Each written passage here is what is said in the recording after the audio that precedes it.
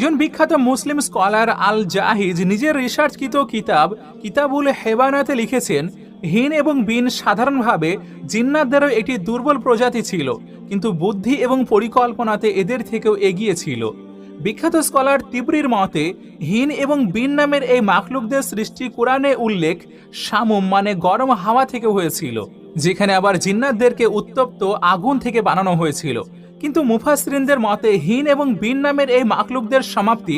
মানুষদের এই পৃথিবীতে আগমনের প্রথমে হয়ে যায়, যেখানে আবার কিছু মুহাররিখিন এটি মনে করে থাকেন যে হিন এবং বিন নামের এই মাখলুকাত জিনের সঙ্গে পরাজিত হয়ে এই জমিন থেকে পালাতে বাধ্য হয়েছিল,